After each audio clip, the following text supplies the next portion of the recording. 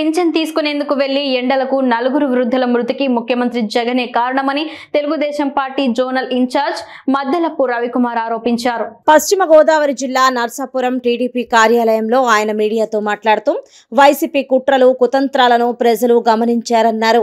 ఈ ఎన్నికల్లో వైసీపీకి ఘోర పరాభవం తప్పదన్నారు. టీడీపీ పశ్చిమ గోదావరి జిల్లా అధ్యక్షురాలు తోట సీతారామలక్ష్మి మాట్లాడుతూ జిల్లాలో కూటమి అభ్యర్థులు భారీ మెజార్టీతో గెలవటం ఖాయమన్నారు. అనంతరం శుక్రవారం నర్సాపురంలో చంద్రబాబు పర్యటన ఏర్పాట్లపై శాసనమండలి మాజీ చైర్మన్ షరీఫ్, పార్లమెంటు అభ్యర్థి శ్రీనివాస్ వర్మ, నర్సాపురం జనసేన అభ్యర్థి బొమ్మిడి నాయకర్లు చర్చించారు. 5వ తారీఖు సాయంత్రం తెలుగుదేశం పార్టీ జాతీయ అధ్యక్షుల వారు శ్రీ నారా చంద్రబాబు నాయుడు గారు నర్సాపురం అసెంబ్లీకి ప్రచారం నిమిత్తం వస్తున్నారు. 3:30 సమయంలో హెలికాప్టర్లో ఆయన నర్సాపురం వస్తారు. స్వర్ణాంధ్ర కాలేజ్ గ్రౌండ్లో దిగుతారు.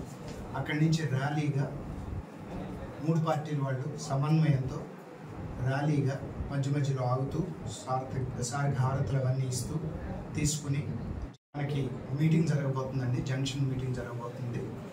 దాని గురించి 3 పార్టీల సమన్వయం కోసం ఈరోజు ఈ సమావేశం ఏర్పాటు చేసుకున్నాం. సార్ ప్రజాగళం ద్వారా చంద్రబాబు నాయుడు గారు ప్రజలకి ఈ 5 సంవత్సరాల్లో జరిగిన అరాచకం గురించి ఎక్స్ప్లెయిన్ చేయడానికి ఏం చేశారు, ఎంత 10 రూపాయలు ఇస్తూ 100 రూపాయలు సామాన్య ప్రజానీకం నుంచి ఎలా దోచాడు ఈ జగన్మోహన్ రెడ్డి, ఎంత మోసం చేశాడు అనే విషయం మీద, అంతేకాకుండా నిన్నగాక మొన్న జరిగిన విషయం డబ్బులని 12,500 కోట్లు గుత్తేదారులకి తనకిష్టమైన వాళ్ళకి కోడ్ వచ్చిన తర్వాత ఇచ్చేసి ఈరోజు పింఛన్లు ఇవ్వమంటే దానికి సాకులు చెప్తూ ఇప్పటి వరకు 4 వృద్ధులు చచ్చిపోయారు ఈ ఎండలకి. ఇది దుర్మార్గమైన చర్య. పింఛన్లు కరెక్ట్గా 1వ తారీఖు ఇవ్వాలంటే వాలంటీర్లే ఇవ్వాలి అనేది ఏంటంటే మోడీ గారు 3 కోట్ల మందికి పింఛన్లు ఇస్తున్నారు. వాలంటీర్స్ ఉన్నారా? వేరే రాష్ట్రాల్లో వాలంటీర్స్ ఉన్నారా? లేకుండా పింఛన్లు వెళ్ళట్లేదా కరెక్ట్ టైంకి? ఇది జగన్మోహన్ రెడ్డి మోసం. దీన్ని ప్రజలు గమనిస్తున్నారు. వాళ్ళు ఎన్ని నాటకాలు చేసినా, ఎన్ని కుయుక్తులు పన్నినా సరే ఈసారి రాబోయే government NDA government Telugu Desam party ఆధ్వర్యంతో బీజేపీ జనసేన కలిపి ఆంధ్రప్రదేశ్లో గవర్నమెంట్ ఫామ్ చేయబోతున్నాము. దీనికి ప్రజలు వెరీ క్లియర్ మ్యాండేట్ ఇవ్వడానికి రెడీగా ఉన్నారు. మా పార్టీ నాయకుల కన్నా కూడా ప్రజలు ఉత్సుకతో ఉన్నారు. 13వ తారీఖు ఎప్పుడు వస్తుందా ఓట్లు వేసి ఈ సైకో గవర్నమెంట్ ఇంటికి పంపించాలి ఎంతో ఆతృతగా ఎదురు చూస్తున్నారు ఆంధ్రప్రదేశ్ ప్రజాని. ముఖ్యంగా రేపు 5వ తారీఖున అంటే శుక్రవారం మరి మన జాతీయ అధ్యక్షుడు నారా చంద్రబాబు నాయుడు గారు ఇప్పుడు ఎలక్షన్ ఇంకా దాదాపుగా 2 నెలలు అంటే మే నెలలో ఎలక్షన్ మనకు జరగబోతున్నాయి. మనకి మన రాష్ట్రం అంతా చూస్తున్నాం. ఆయన దాదాపుగా ఒక రోజుకి 4 నియోజకవర్గాల్లో ఆయన సభలు ఏర్పాటు చేయడం జరుగుతుంది.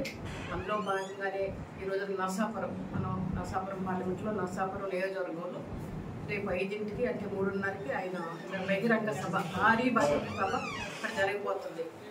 ముఖ్యంగా మనం అందరం కూడా గమనించాలి.